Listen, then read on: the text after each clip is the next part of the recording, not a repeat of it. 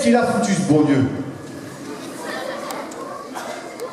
Regardez, à Bruxelles, il y a eu un massacre, il y a des gens innocents qui sont morts. Et dans le cœur de certains, on se dit, mais qu'est-ce qui fait Dieu? Pourquoi Dieu autorise ça? Alors, c'est à Bruxelles, mais c'est dans le monde entier. Aujourd'hui, il y a des gens qui meurent alors qu'ils n'ont rien fait. Aujourd'hui, il y en a peut-être à Provence qui sont martyrisés alors qu'ils souffrent, alors qu'ils n'ont rien fait. Et on se dit, mais qu'est-ce que c'est que cette vie?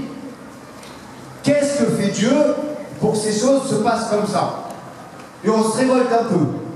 Et on a raison. On a raison de se révolter contre le mal, contre tout ce qui divise. Et on a raison de se tourner vers Dieu, de dire, mais Dieu, qu'est-ce que tu fais?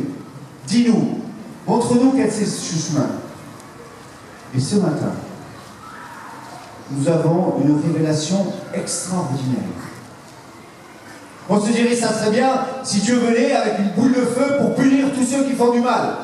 Ça, c'est un petit peu dans notre cœur, c'est un mauvais cœur que nous avons de temps en temps. Et c'est pas comme ça qu'il vient. On se dit, ah ben, il pourrait venir pour faire éviter les choses. Donc d'accord, il ne va pas tuer les gens, mais il va éviter que les gens meurent.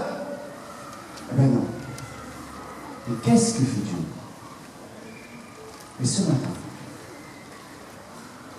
en vivant cette célébration, nous découvrons à quel point Dieu nous aime. La première chose qu'il va faire, il va venir se mettre à genoux devant chacune et chacun d'entre nous. Il vient venir nous dire, hé, regarde qui je suis. Je suis ton maître. Je suis celui qui t'a donné la vie. Je suis celui qui t'aime plus que tout. Eh bien, je me mets à tes genoux et je te lave les pieds. Je veux te montrer que je suis complètement à ton service. Moi, le maître de tout, et tu as raison. Je mets à tes genoux pour te laver les pieds. Non. Vous avez vu tout à l'heure, quand je suis venu, qui est-ce qui veut que je lave les pieds? Ouh là, sauf les plus jeunes. Oh, vous êtes des champions. Mais nous tous, les plus grands. Ouh là là, non, il ne faut pas qu'ils viennent vers moi. Surtout, je ne veux pas. On a peur. On a peur de laisser Dieu nous servir. Et pourtant, c'est ce qu'il nous demande. S'il te plaît, tu veux bien que je me mette à ton service? Tu veux bien ouvrir ton cœur pour que je le remplisse? Si je me mets à ton service, tu vas découvrir quelque chose de beaucoup plus gros. Tu vas trouver une force en toi qui va te permettre de lutter justement contre les terroristes, de Bruxelles peut-être, mais de Provence aussi, contre tous ceux qui font du mal.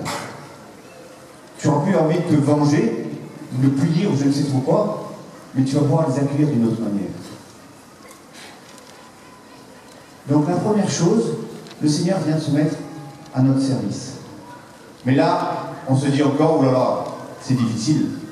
Comment recevoir le Seigneur? Et il ne s'arrête pas là. Il vient nous dire son amour d'une manière totale.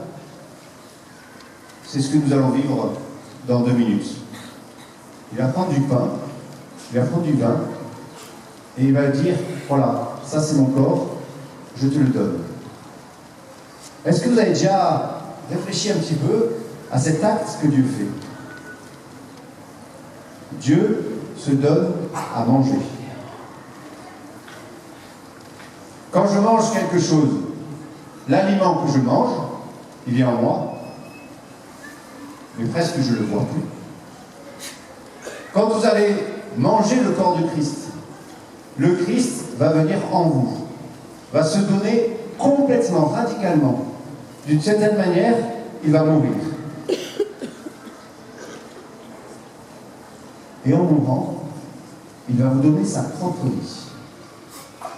Oula! Oui.